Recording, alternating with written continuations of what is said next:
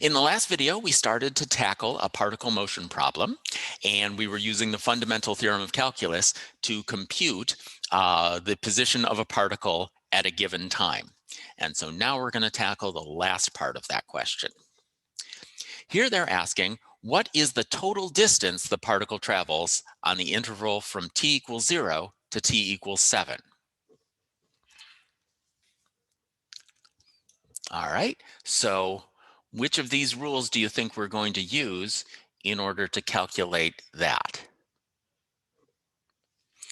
Well, they're asking us to calculate the total distance.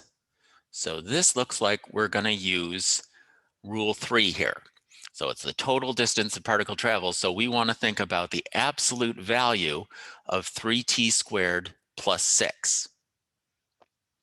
But let's think about 3t squared plus 6 for a second.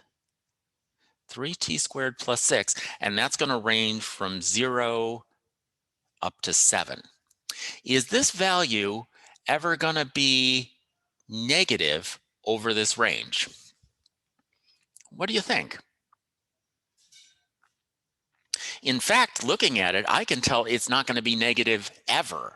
Let me see why. So t is some real number. Whether t is positive or negative or 0, t squared is never negative. It's got to be 0 or more.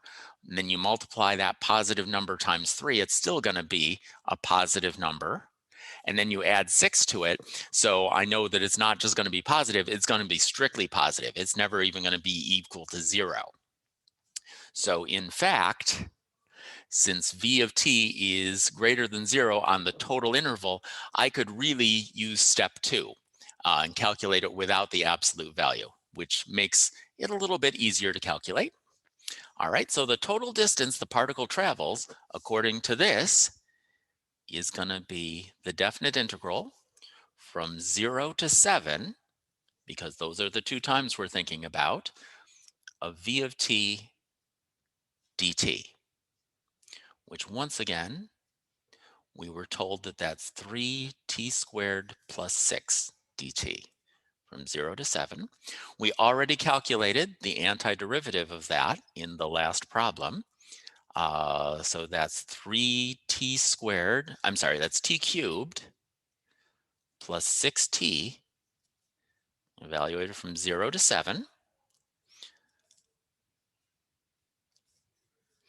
So that's 7 cubed plus 6 times 7 minus 0 cubed plus 6 times 0.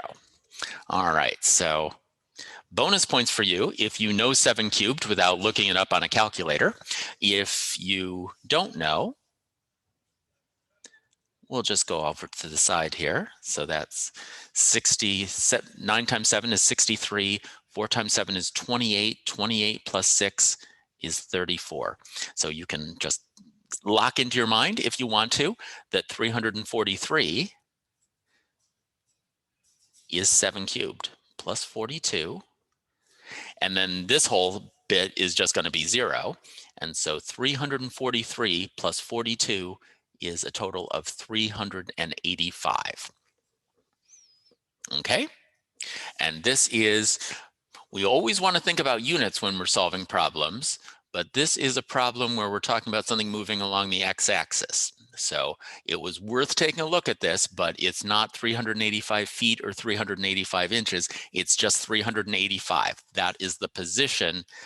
That's the total distance along the number line that it traveled, 385 spots on that number line.